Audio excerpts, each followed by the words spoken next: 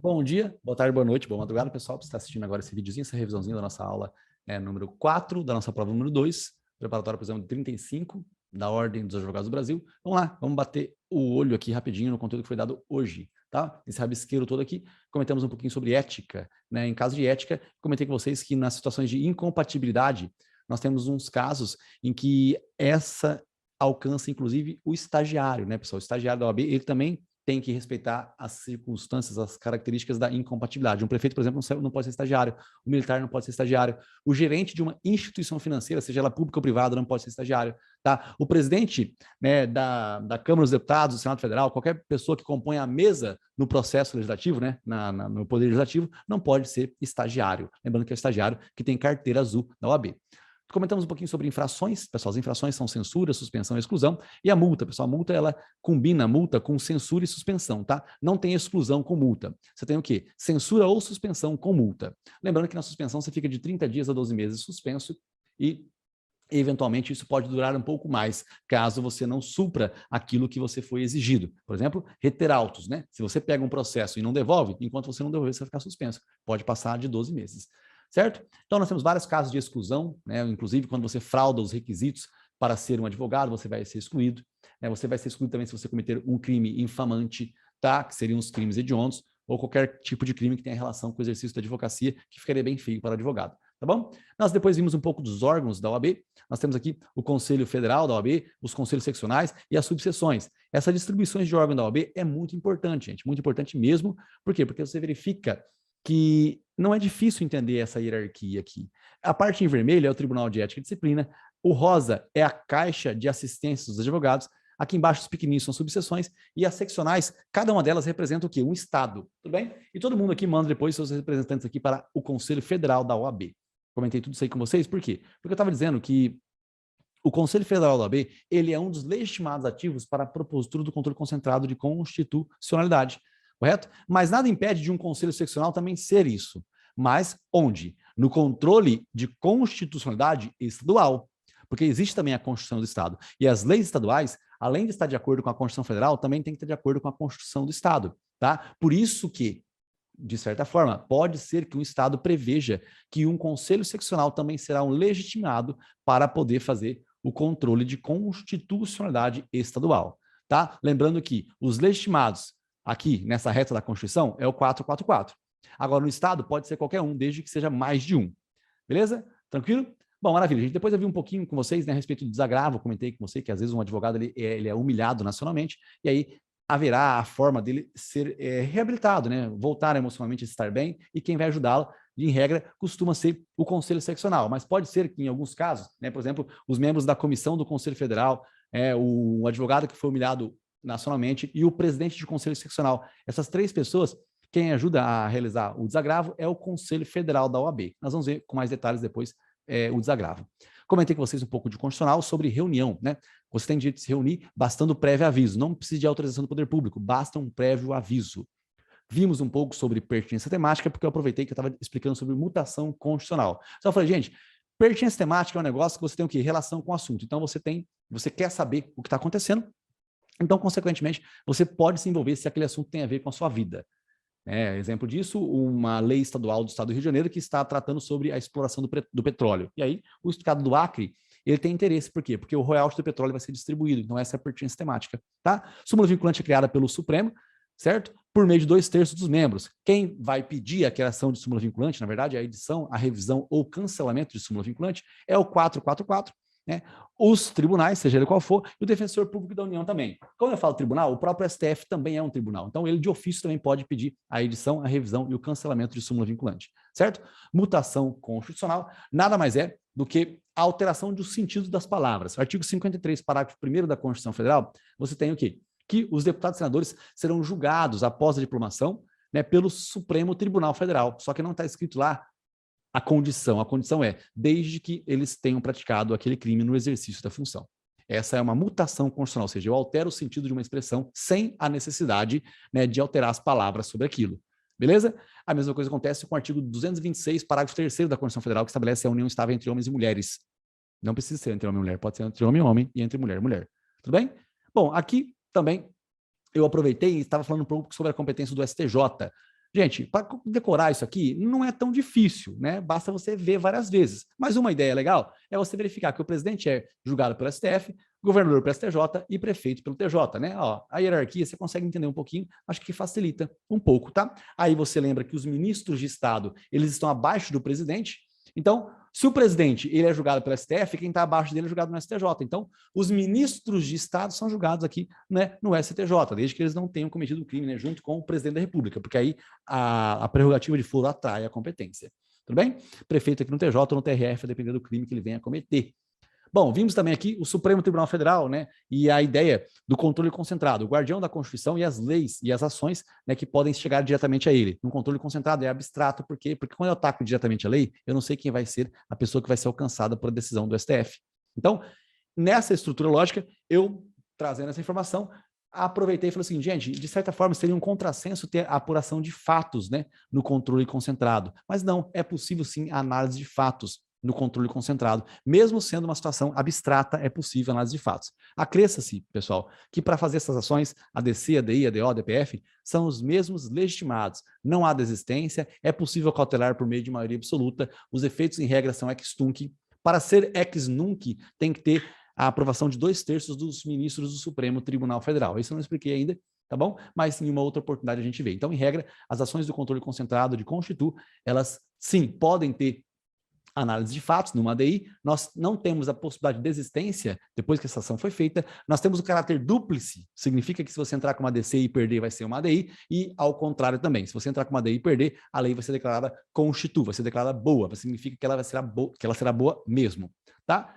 Maravilha, gente. Depois nós vimos um pouco de brasileiro nato naturalizado, não há diferença entre os dois, entre natos e naturalizados não há diferença. O que acontece é que alguns cargos privativos devem ser preenchidos por meio de brasileiros natos. Isso não é o juiz federal, não é o Ministério da Segurança e da Justiça. São aqueles que estão no artigo 12 da Constituição Federal. Vimos também um pouco, né, sobre a ideia aqui do efeito ex tunc, que eu acabei de falar, que é a regra do controle concentrado. Eu disse que alguns tributos são criados por meio de lei complementar. Por exemplo, o IGCIR, são tributos, imposto sobre grande fortuna, empréstimo compulsório, contribuição social, imposto residual, por meio de lei complementar, que é a maioria absoluta. Se qualquer um desses tributos tivesse sido instituído ou majorado a alíquota por meio de alguma situação relacionada com maioria simples, nós teríamos um erro, um equívoco, uma inconstitucionalidade. E aí, em regra, isso nunca deveria ter acontecido, você nunca deveria ter pago o tributo, consequentemente, o efeito ex tunc. Tunc é T de testa, bate na testa, você volta para trás. Nunc é nuca, bate na nuca, você vai para frente.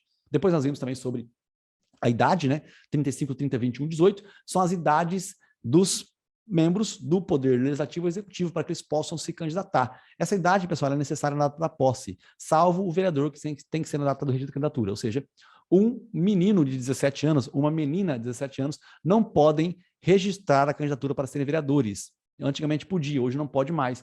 A pessoa tem que ter essa idade na data do registro da candidatura, diferentemente do que acontece dos outros. Os outros, seguinte, com 20 anos, eu posso me candidatar a deputado federal.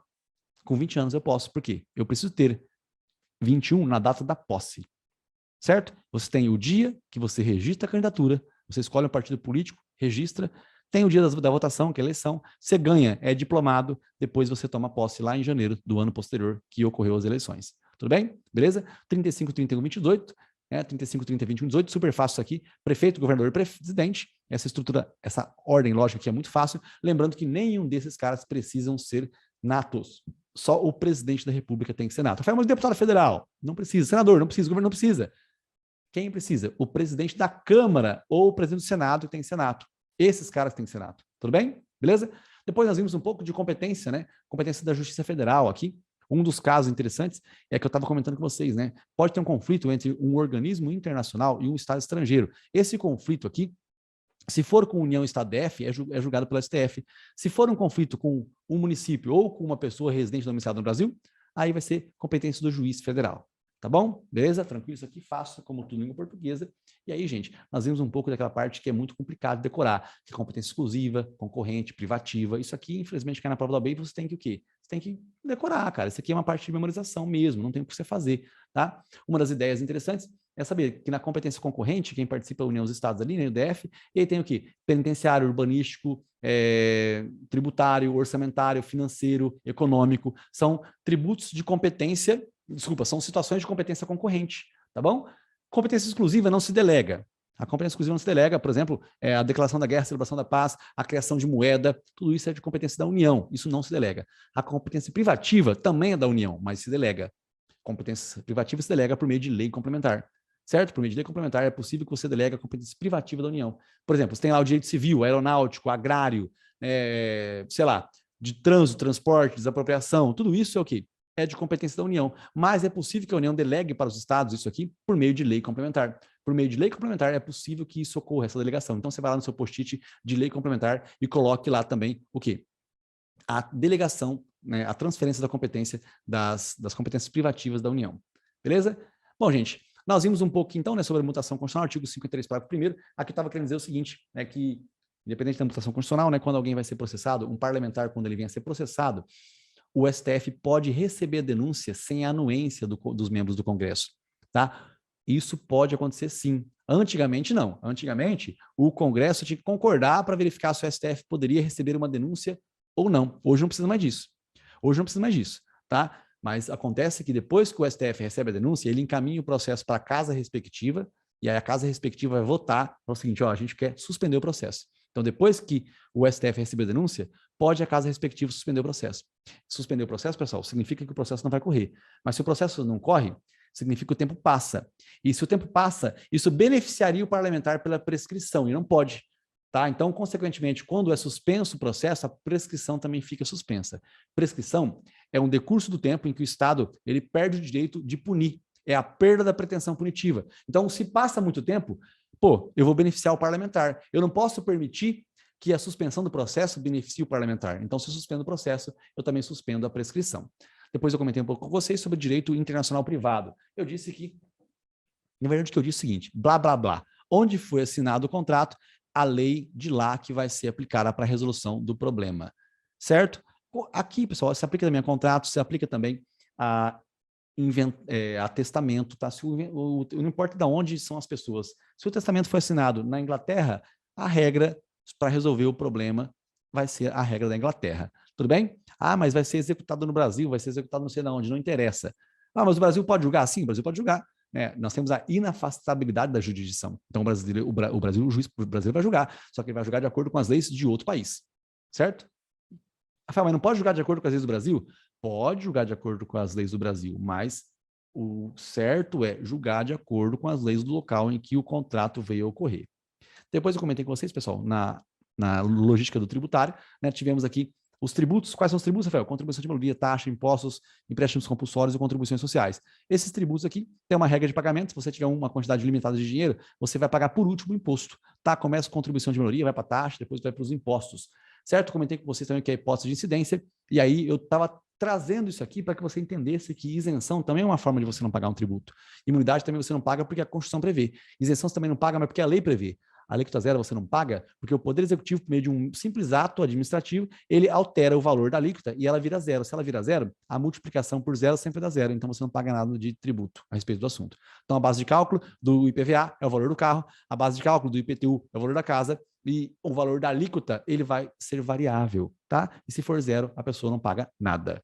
Tranquilo? Beleza? E eu falei sobre a alíquota diferenciada, né? Você não pode ter a alíquota diferenciada em razão da procedência ou do destino da mercadoria, do serviço, do produto, não pode. Tá? Eu não posso fazer o IPVA ser maior por conta do carro ser importado. Eu não posso fazer isso. Mas eu posso fazer o IPVA ser maior por conta da utilização do veículo, por conta de que esse veículo é um táxi, porque esse veículo é a gasolina, porque é a diesel, porque é a álcool.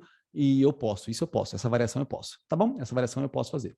Beleza? Depois eu expliquei um pouquinho, né, sobre o processo de desapropriação, tem duas fases, a declaração e a execução. Na declaração você tem necessidade e utilidade, né? O Estado, depois que ele declara, ele tem 5 anos para agir. Se ele não agir, ele vai ter que de novo declarar, mas daqui 1 ano, ele tem que esperar pelo menos 1 ano para declarar de novo, tá?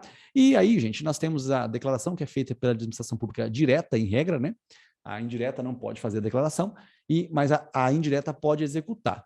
E aí nós temos o quê? Nós temos o direito de extensão, que é uma das formas, né, de você se insurgir contra a decisão da desapropriação, porque a desapropriação ela se limitou a um pedaço de terra só. Você queria que todo o pedaço fosse desapropriado. Na verdade, você não queria que nada fosse desapropriado, mas já que foi, então que leva a tudo. Como é que eu vou usar só um pouquinho de terra no Mato Grosso? Não compensa. Então, eu preciso necessariamente, né, do direito à extensão. Falei também sobre desapropriação por zona, é quando o Estado ele verifica que tem um pedaço aqui que é necessário, só que ele não sabe se eventualmente ele vai ter que aumentar o valor, né? Ele vai ter que aumentar, por exemplo, a construção da obra e tudo mais. Para que ele evite duas vezes declarar a necessidade de utilidade, o que ele faz? Ele aumenta o valor do local da desapropriação, a desapropriação por zona, tá bom? É isso que acontece. Beleza? Gente, depois eu falei sobre o recurso administrativo, né? Ele é feito dentro de uma entidade ou dentro do ente federativo, e aí você tem um conflito entre os rosinhas. Os rosinhas conflitaram, o A ganhou, o B perdeu, o B recorreu para o cara que está acima deles. Mas quem que julga? Quem julga que está acima do que está acima deles. Tá? Por quê? Porque assim, porque o cara que deu a decisão não pode julgar o recurso, mas o cara que deu a decisão, ele pode sim se retratar.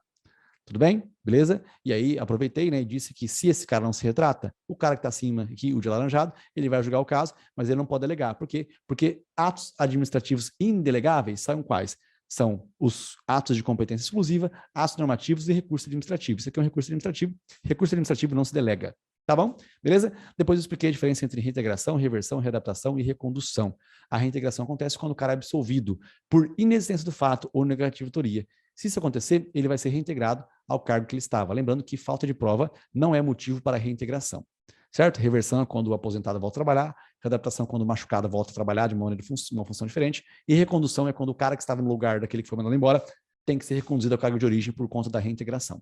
Beleza? Existe outra forma também de recondução, que é quando você é um técnico e você presta um concurso público para analista, e aí lá no período de estágio probatório, você não consegue ser realmente estabilizado, né? Você não consegue ficar estável no seu cargo de analista, aí você é reconduzido para o cargo de técnico, tá bom? Beleza, gente? Bom, então esse foi o conteúdo da nossa prova número 2, que trabalhamos ontem não, né? É ontem, hoje ainda, né? Dia 26 de maio de 2022. Valeu, gente. Obrigado pelo acompanhamento até o presente momento. Foco, força, fé, farda depois de muito estudo. Um beijo do Mago. Você está assistindo isso aqui no YouTube, gente? Pô, segue a bosta do canal, tá? Curte e comenta para dar uma interação aqui. Eu preciso de ter 1000 inscritos, tá bom? Beleza? Valeu, gente. Tchau. Beijo do Mago. Até amanhã. Se você gostou dessa revisão e está se preparando para o exame da Ordem dos Advogados do Brasil, eu gostaria de te informar que eu preparei um e-book com 10 dicas infalíveis para você conseguir sua aprovação na OAB de uma vez por todas. Essas dicas elas são focadas principalmente em você entender como organizar realmente o seu cronograma de estudos para conseguir sua aprovação. Isso é uma coisa específica para você, não é um cronograma genérico que você compra por aí. Então, se você quiser mesmo, clique na descrição do vídeo aqui para você fazer o download de maneira gratuita com relação ao cronograma em si, tá bom? Gratuita, não é gratuito não, beleza? Valeu? É isso aí, foco, força, fé, faz depois de muito estudo. Tchau!